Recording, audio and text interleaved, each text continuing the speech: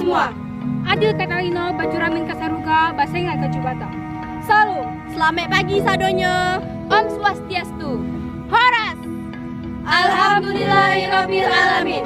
Wassalatu wassalamu ala asyrofil anbiya'i wal mursalin. Sayyidina Muhammadin wa ala alihi wa sahbihi ajmain. Amma ba'du. Perkenalkan, nama saya Nabila Anggraini. Saya Salsa Bila Armanda. Saya Novara Tuluda. Saya Dayang Risma Selvi Ristia. Saya Anasya Kulatu Zoraya. Kami dari Madrasah Sanawiyah Negeri 1 Sintang, Kalimantan Barat. Hai semuanya, tahukah kalian apa itu APBN? APBN adalah singkatan dari Anggaran Pendapatan dan Belanja Negara. APBN adalah Rencana Keuangan Tahunan Pemerintah Negara Indonesia yang disetujui oleh Dewan Perwakilan Rakyat atau DPR. APBN berisi daftar sistematis dan terperinci yang memuat rencana penerimaan dan pengeluaran negara selama 1 tahun anggaran dari tanggal 1 Januari sampai 31 Desember. APBN, perubahan APBN, dan pertanggungjawaban APBN setiap tahun ditetapkan dengan undang-undang. Sumber pendapatan negara yang pertama adalah pajak.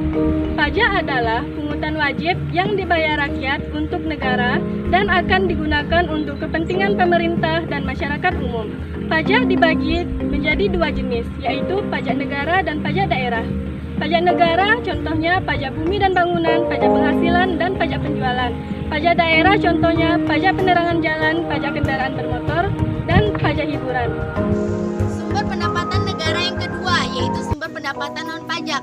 Adapun sumber pendapatan non-pajak terdiri dari keuntungan badan usaha milik negara atau BUMN, pengelolaan sumber daya alam, pinjaman, barang sitaan, percetakan uang atau sumbangan.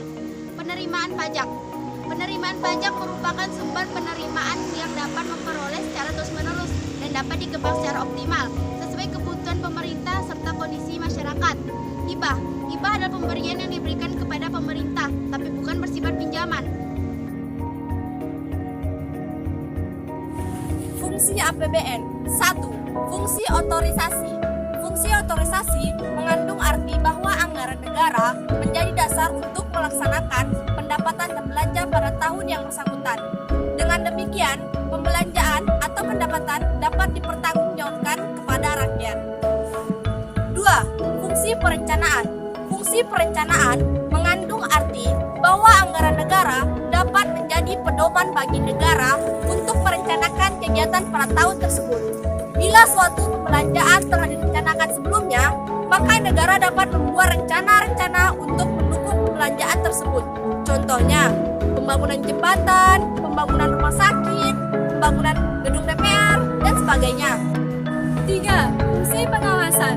Fungsi pengawasan berarti anggaran negara harus menjadi pedoman untuk menilai apakah kegiatan penyelenggaraan pemerintah negara sesuai dengan ketentuan yang telah ditetapkan.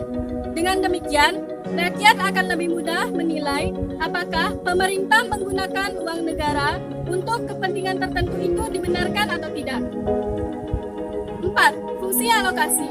Di sini berarti anggaran negara harus diarahkan untuk mengurangi pengangguran dan pemborosan sumber daya, serta meningkatkan efisiensi dan efektivitas perekonomian. 5. Fungsi distribusi. Berarti bahwa kebijakan anggaran negara harus memperlihatkan rasa keadilan dan kepatutan. 6. Fungsi stabilitas. Memiliki makna bahwa anggaran pemerintah menjadi alat kontrasepsi, memelihara dan mengupayakan keseimbangan fundamental perekonomian. Salah satu penggunaan dana APBN dialokasikan untuk pembangunan infrastruktur. Kalian tahu nggak sih apa yang dimaksud dengan infrastruktur? Secara umum, infrastruktur adalah semua struktur dan fasilitas dasar, baik fisik maupun sosial. Misalnya, bangunan, jalan raya, jembatan, bandara, pelabuhan, dan rumah sakit yang diperlukan untuk operasional kegiatan masyarakat. Fungsi infrastruktur adalah 1. Jalan raya berfungsi sebagai pendukung kegiatan transportasi darat yang dilakukan oleh manusia. 2. Jembatan berfungsi sebagai penghubung antara satu tempat dengan tempat lainnya. 3. Bandara adalah suatu kawasan yang digunakan untuk mendarat dan lepas landas pesawat terbang. 4. Pelabuhan dipergunakan sebagai kapal berlabuh, naik turun penumpang, dan bongkar muat barang. 5. Fungsi gedung meliputi fungsi hunian, keagamaan, usaha, sosial, dan budaya, serta fungsi khusus. 6. Rumah sakit mempunyai misi memberikan pelayanan kesehatan yang bermutu dan terjangkau oleh masyarakat dalam rangka meningkatkan derajat kesehatan masyarakat. Sekian persembahan tim Dananosa untuk Indonesia Jaya. Jadilah generasi muda yang peduli lingkungan. Tetap di rumah aja. Patuhi protokol kesehatan dan jangan lupa menggunakan masker. Wassalamualaikum warahmatullahi wabarakatuh. Adi sekalina Baciramin Kasaruga, Bantengan Kajibata. Salut. Lame untuk kita sadonyo.